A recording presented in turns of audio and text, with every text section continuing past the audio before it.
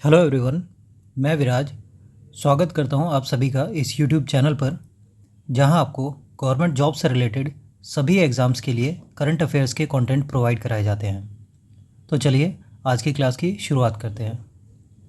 हमारा आज का पहला क्वेश्चन है, for what reason did the Indian air force show in Chennai make it into the Limca book of records.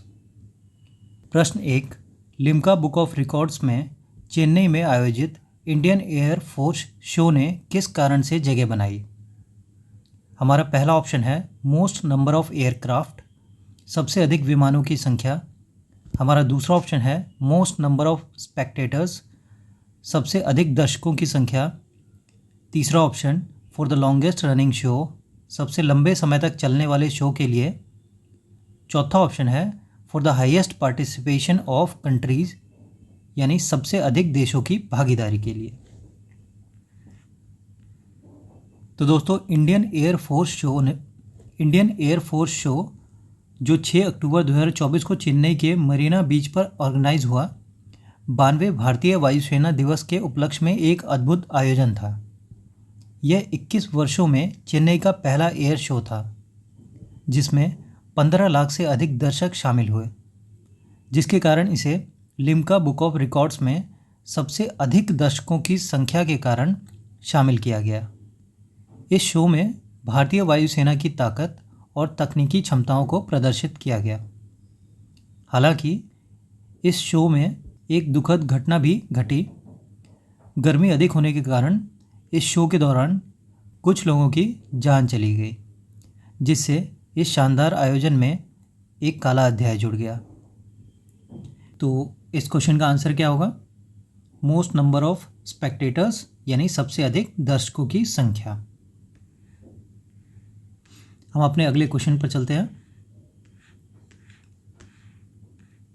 Next question है, from which temple did the archaeological survey of India copy inscriptions in Thirukkurungudi, Tamil Nadu.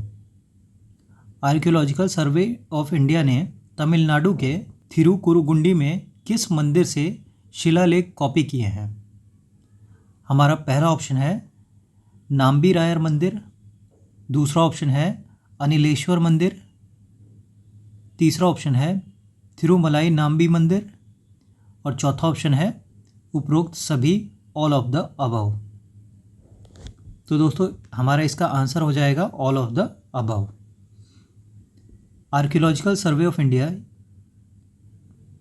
ASI यानी archaeological survey of India ने तमिलनाडु के थिरुकुंडुगुडी के कुछ मंदिरों से inscriptions यानी शिलालेखों की कॉपी की है। यह कार्य शिलालेखों के संरक्षण और अध्ययन के लिए किया गया है, ताकि उन ऐतिहासिक तथ्यों और सांस्कृतिक धरोहर का ज्ञान हो सके जो इन मंदिरों से जुड़े हैं। थिरुकुरुगुंडी के मंदिर जैसे कि नाम्बी रायर मंदिर, अनिलेश्वरर मंदिर और थिरुमलाई नाम्बी मंदिर के शिलालेखों में विभिन्न प्रकार की जानकारी शामिल है, जैसे दान, मंदिर के लिए भूमि का उपहार और अन्य महत्वपूर्ण घटनाएं। इसलिए ASI ने इन मंदिरों से शिलालेख कॉपी करके उन्हें संरक्षित किया है, ताकि भविष्य में इनका अध्ययन किया जा सके। हमारा आज का नेक्स्ट क्वेश्चन है, What is the primary purpose of the excavation at the megalithic burial site in Doda Lathur village, Hanur? Hanur में डोडा लाथूर गांव में मेगालिथिक दफन स्थल की खुदाई का प्रमुख उद्देश्य क्या है? हमारा पहला ऑप्शन है एजुकेटिंग लोकल पीपल, यानी स्थानीय लोगों को शिक्षित करना। दूसरा ऑप्शन है providing field training to students, यानी छात्रों को क्षेत्रीय प्रशिक्षण प्रदान करना। तीसरा ऑप्शन है प्रमोटिंग एग्रीकल्चर एक्टिविटी, यानी कृषि गतिविधियों को बढ़ावा देना। और चौथा ऑप्शन है इनिशिएटिंग न्यू डेवलपमेंट प्रोजेक्ट्स, यानी नए विकास परियोजनाओं को शुरू करना। तो इसका हमारा उत्तर क्या होगा? इसका उत्तर होगा providing field training to students, छात्रों को क्षेत्रीय प्रशिक्षण प्रदान करना। दोस्तों, हनूर में डोडा लाथूर गांव में मेगालिथिक बरियल साइट्स यानी मेगालिथिक दफन स्थल की खुदाई का कार्य विद्यालय ऑफ मैसूर द्वारा किया जा रहा है।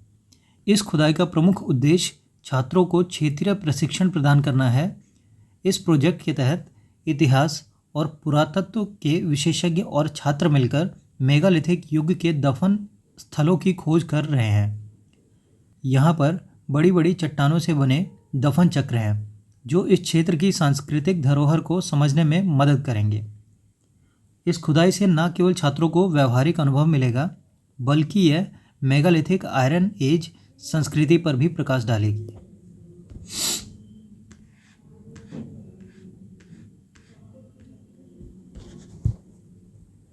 हमारा आज का चौथा सबसे महत्वपूर्ण करंट अफेयर है, What was the key provision that was dropped to grant classical status to Marathi, Bengali, Assamese, Pali and Prakrit languages?